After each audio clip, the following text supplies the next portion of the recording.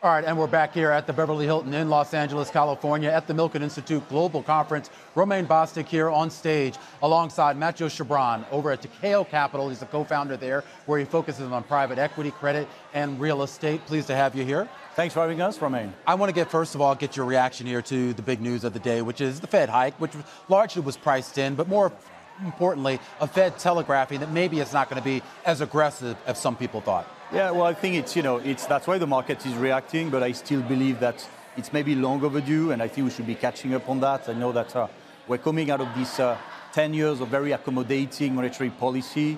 It has creating a lot of spillover, so it was about time, that we get there.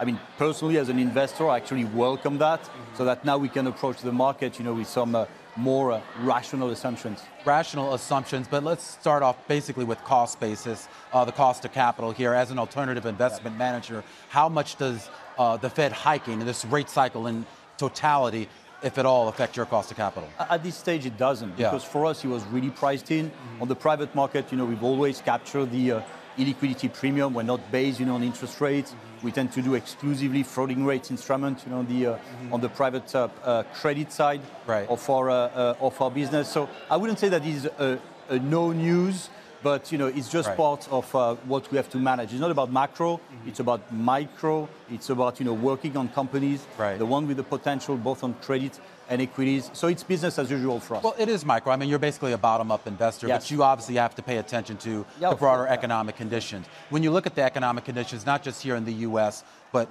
globally, worldwide here, are you anticipating that we could be in for a significant slowdown in growth, if not a recession?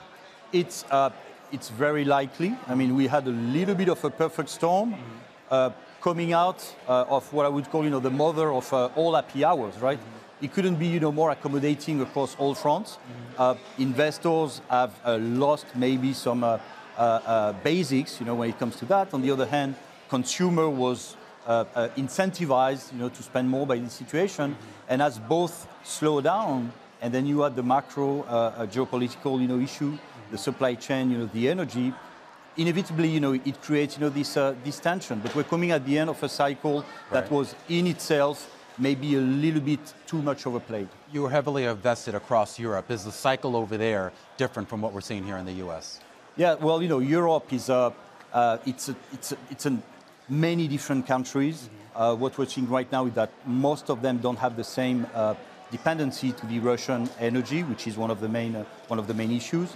The ECB has been maybe more accommodating lately, even if the message we're getting is that obviously they will have to raise because inflation, is very, very strong as well. But maybe we've got a little bit of room to help this recovery plan. We saw a very strong leadership from European government, in this whole geopolitical situation. French election, are over now. We've got a bit more visibility. So it's really about being on the ground with the origination, with the right people to. With the companies you're invested in, though, is there direct or indirect exposure to some of the energy shock that we're seeing as a result of the war in Ukraine? So obviously we have, but we at Tikehau have identified this mega trend of the energy transition that we've been working on, for a few years already. We started with the Paris Agreement and the target, the objective we had set, and we've been developing that on private equity. So is that energy transition still intact? Oh yeah, it's accelerating. That's the silver lining of the overall situation, actually. People realize that the dependency, and countries are very different. Germany, Italy, 40% dependency to the Russian gas. In France, we've got the nuclear that has protected us, a bit, for electricity and others. But it's accelerating this aspect, It's accelerating. What areas of that energy transition do you find most attractive? It's about taking, companies who are working on decarbonizing, the economy, have some solution and need to massify. They have to step up to level up, their access to market. So it's about injecting capital, helping them with equity and debt. It's not about buying this company. It's about fueling the transition. Fueling the transition. This is still, though, a global environment that is changing a lot. The globalization that we knew prior to the pandemic, prior to the trade war, that's changed a lot here. Do you still make a bet on, I guess, a synchronization in our global economy?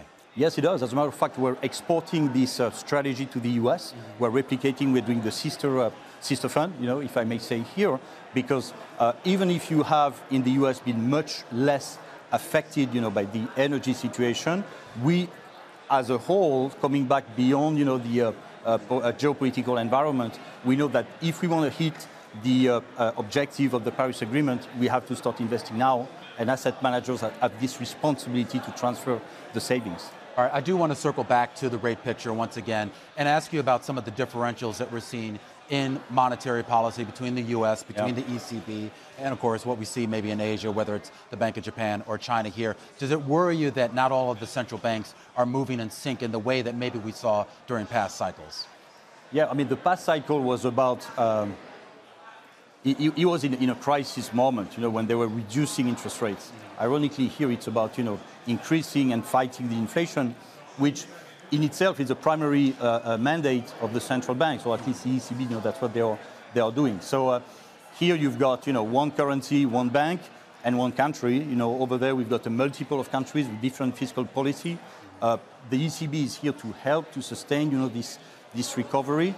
I don't think that in the way up on the interest rate they can really be coordinated because it's too specifics and countries are too impacted differently, by what's happening right now. All right, great to catch up with you. You're going to have to leave it there. Are you having a good time in Milken? It's great. It's great to be back in person, and you feel the energy. All right, guys. Mathieu Chabran there. He's the co-founder, of course, over at Tikehau Capital.